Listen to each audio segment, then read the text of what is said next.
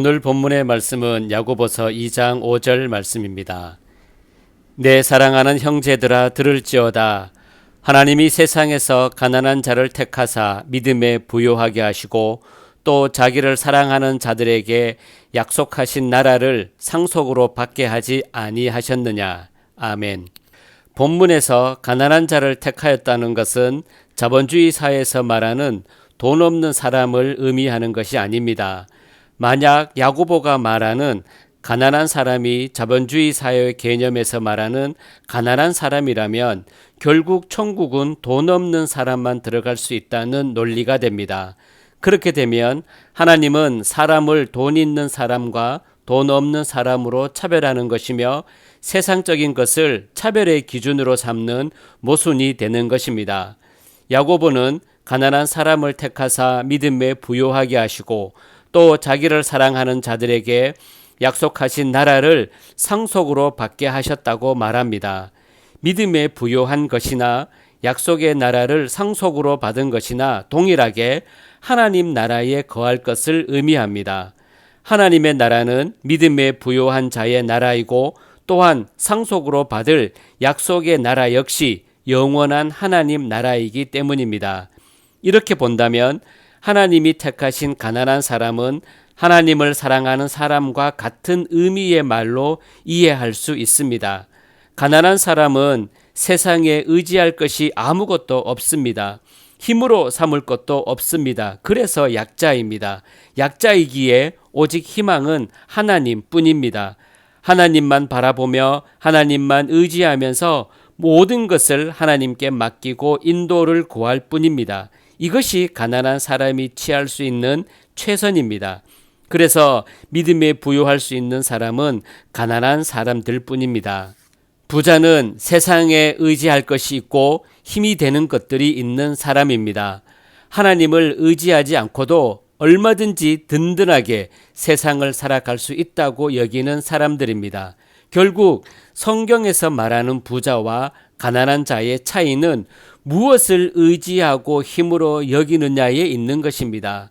예수님은 마태복음 5장 3절에 심령이 가난한 자는 복이 있나니 천국이 저희 것이며 라고 말씀하셨습니다.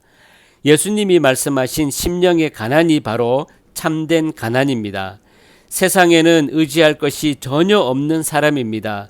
돈이 없어서 의지할 것이 없는 것이 아니라 돈이 있다고 해도 돈을 의지하지 않고 돈을 힘으로 여기지 않은 채 오직 여호와 하나님만 의지하고 힘으로 여기며 살아가는 것이 곧 가난한 자입니다. 이처럼 심령이 가난한 자는 믿음으로 부요해지고 그리스도로 부요해집니다. 천국은 바로 이런 사람들의 것입니다. 가난한 자가 곧 하나님을 사랑하는 자일 수밖에 없는 것도 이런 이유입니다. 하나님을 사랑한다는 것은 하나님만을 신뢰하고 의지하며 하나님께 모든 소망을 두는 것입니다. 이것이 곧 가난한 사람입니다. 본문을 보시면 마치 하나님께서 하나님만 의지하는 가난한 사람을 먼저 택하시고 다음에 믿음에 부요하게 하셨다는 것처럼 이해될 수 있는데 그렇게 되면 믿음에 부요해지기 위한 조건이 곧 가난이라는 뜻으로 이해될 수 있습니다. 하지만 그것은 가난한 상태의 심령은 믿음과 상관없이 될 수 있다는 의미가 되기 때문에 잘못된 말입니다. 가난한 사람을 택하여 믿음에 부요하게 하셨다는 것은 택함이 먼저고 믿음에 부요하게 되는 것이 나중이라는 순서를 말하기 위해서가 아니라 하나님은 자기 백성을 택하여 믿음에 부요하게 하시고 믿음에 부요한 그 증거가 곧 마음이 가난한 상태로 살아가는 것임을 말하는 것입니다.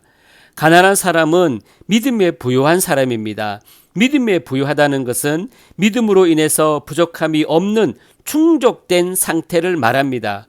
부요하다는 것은 아쉬운 것이 없는 상태입니다. 부족한 것이 없고 따라서 더 소유하고자 하는 욕망으로 살아가지 않는 것입니다. 그래서 믿음에 부요하다면 믿음으로 인해서 세상의 것에 대해 부족함이 없는 것을 의미하는 것입니다. 이것이 진정한 가난한 자입니다. 땅의 것은 아무리 많다고 해도 세상에 머물 동안 잠시 도움이 되는 것에 불과합니다. 돈이 많고 적음의 차이는 생활의 질적 차이만 가져올 뿐입니다. 그래서 돈이 없다는 것은 세상에 머무는 동안 돈이 있는 사람보다는 조금 불편하게 살고 하고 싶은 것을 마음대로 하지 못하는 것을 의미하는 것뿐이지 사람의 영혼에는 아무런 영향을 주지 못합니다. 오히려 돈이 있음으로 인해서 예수 그리스도를 바라볼 기회가 사라질 뿐입니다. 신자는 항상 말씀의 자리에서 세상을 바라볼 수 있어야 합니다. 말씀에는 세상을 향한 하나님의 일이 계시되어 있습니다. 그것은 바로 심판입니다.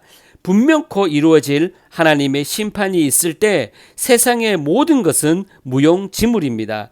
돈도 어깨에 힘주고 살게 했던 권세도 심판 앞에서는 다만 헛된 것들 뿐입니다. 그런데 믿음은 심판에서 우리를 건져줍니다. 그리스도의 피가 우리를 깨끗하게 했고 그 피를 믿는 것이 믿음이기 때문입니다.